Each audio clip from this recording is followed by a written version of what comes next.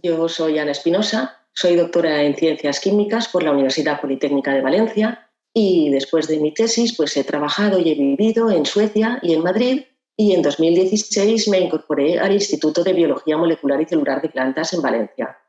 Ahora en octubre se han cumplido 5 años desde mi incorporación al servicio de metabolómica del IBMC. La metabolómica es el estudio completo de los metabolitos presentes en los tejidos de los seres vivos. Para definir metabolómica tendríamos que empezar por definir metabolito.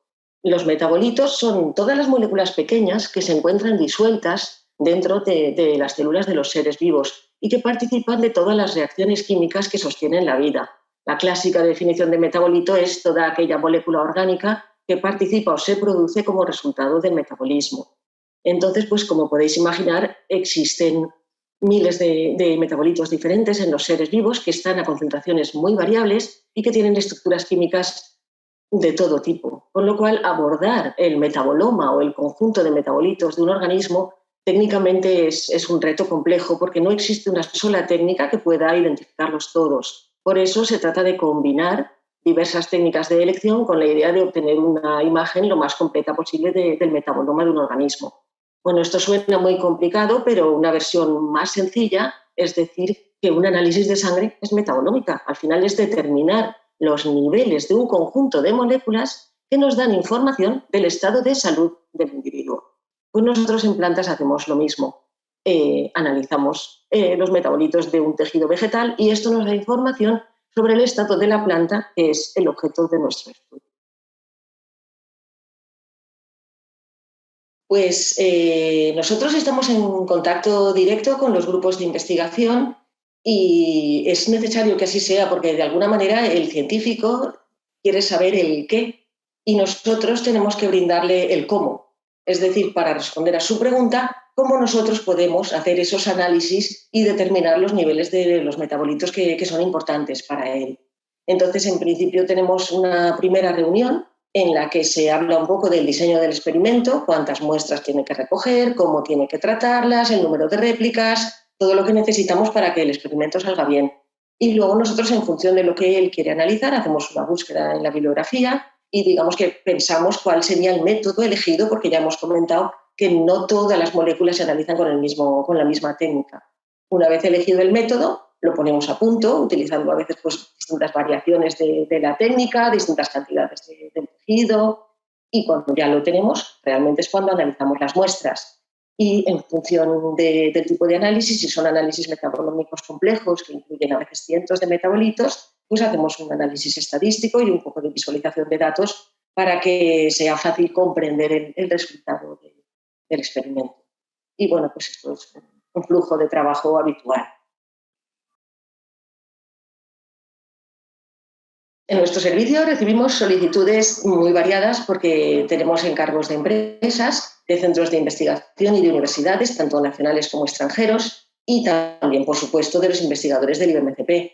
Por ejemplo, de empresas, uno de los encargos bastante solicitado es el análisis del aroma y sabor del tomate, porque un grupo de investigación del centro participó en una investigación internacional en la que se identificaron los metabolitos necesarios para dar al tomate su aroma característico de tomate. Entonces, las empresas que generan nuevas variedades de tomate, estos análisis les ayudan a seleccionar las variedades, aparte de por otras características, pues también porque tengan el mejor sabor. Otras veces, en encargos, esto ya normalmente de científicos, lo que se busca es identificar, como si dijéramos chivatos, una molécula o un grupo de moléculas que de alguna manera nos indican o nos chivan el estado de salud o la condición de la planta. Eso es lo que se llama la búsqueda de biomarcadores. Entonces nos entregan pues, muestras de plantas sometidas a distintas condiciones, a veces pues, con estrés, con sequía o atacadas por algún patógeno, y lo que se busca es un metabolito o un perfil característico de la condición, por ejemplo, de enfermedad, para poder identificarla y ponerle remedio con rapidez. Otros análisis son más exploratorios. También tenemos ahora una colaboración con un grupo austriaco que trabaja con abeto rojo, que tiene un patógeno que es un hongo que está produciendo muchos daños en los bosques de Austria, y nosotros estamos analizando los terpenos. Los terpenos son unas moléculas defensivas que están presentes en las agujas de las coníferas. Entonces, nosotros evaluamos el perfil de terpenos de plantas resistentes y susceptibles al hongo, en la búsqueda de entender cómo la planta, produciendo estas moléculas, cuáles o en qué cantidades consigue defenderse del hongo. Pues bueno, hemos trabajado en contacto con muchos grupos. Ahora mismo, por ejemplo, hay un grupo que está trabajando en la producción de feromonas en plantas, feromonas de insectos. Son las hormonas sexuales de los insectos. Conseguir plantas que las produzcan, eso tiene un potencial biotecnológico importante porque se utilizaría para control de plagas y evitaría el uso de pesticidas, por ejemplo, colocando estas plantas que emiten feromonas en las cercanías del cultivo, de tal modo que confundan a los insectos y ya no ataquen a las plantas. Esto se está haciendo, por ejemplo, para el cotonet, que es ahora mismo una plaga de los cítricos que es muy importante en la Comunidad Valenciana. Entonces nosotros analizamos esas plantas que ellos producen para ver los niveles de feromona que están consiguiendo y confirmar si se activan otras rutas metabólicas que no son las de la feromona y bueno, pues ver la calidad de las plantas que producen. Otro estudio también en el que estamos participando es el análisis de floema de cítricos, en este caso, también para una enfermedad emergente que se llama el Juan Lombín. Esta enfermedad en España todavía no es importante, es ahora mismo una enfermedad emergente, pero sí lo es en Asia y en América. Y es una bacteria que vive en el floema de los cítricos. Entonces estamos estudiando la composición del floema de distintas especies de cítricos, unas que son resistentes y otras tolerantes, para encontrar las diferencias que pueden hacer que la bacteria sea o no capaz de vivir en esos cítricos.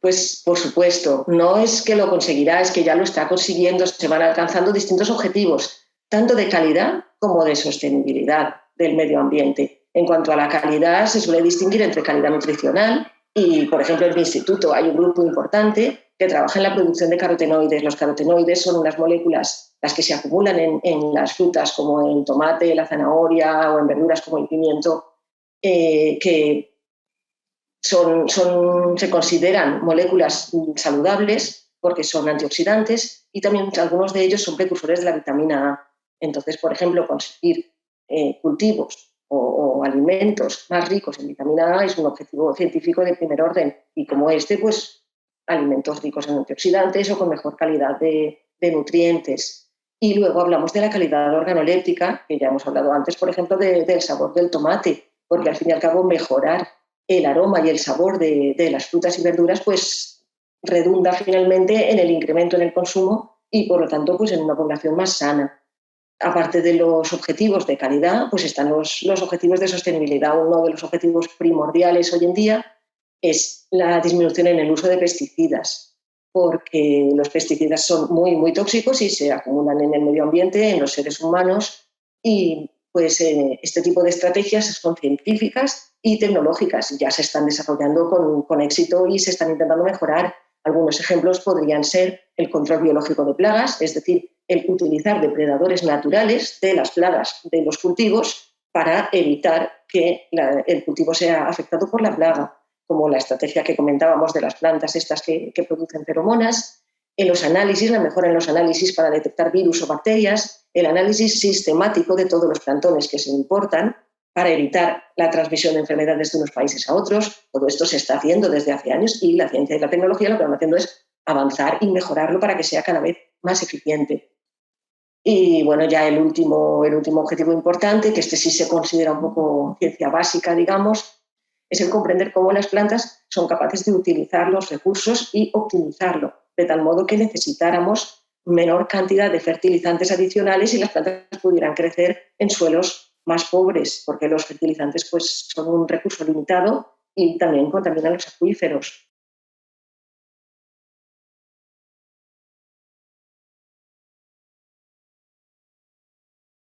Evidentemente que sí ha afectado no a nuestro trabajo en concreto del día a día del servicio, sino a toda la investigación y también a las empresas de I+D, incluso a los productores, tanto en España como en el resto de Europa. Esta actitud de la Unión Europea es problemática porque tiene una legislación, digamos, demasiado conservacionista o la más conservacionista del mundo, junto con la de Nueva Zelanda, de tal modo que considera que las plantas editadas genéticamente se deben equiparar a los cultivos genéticamente modificados, los llamados transgénicos. Y esto produce muchas limitaciones en cuanto a la posibilidad de producirlos y de comercializarlos. Entonces, si no podemos producir ni comercializar plantas editadas genéticamente, la investigación se paraliza porque no tiene objeto. Y lo que es peor, si se paraliza en Europa, pero no en el resto del mundo, ese avance se está produciendo en otros países y España, Europa, pero a mí hablo de España porque nosotros estamos aquí, se está quedando atrás. España es un productor agrícola de primer orden mundial, tiene una base de empresas sólida y es líder mundial en investigación en agronomía. Entonces, perder ese tren para España es particularmente sangrante. Ahora mismo, debido a los movimientos que están concienciando un poco a la sociedad de que la edición genética es una técnica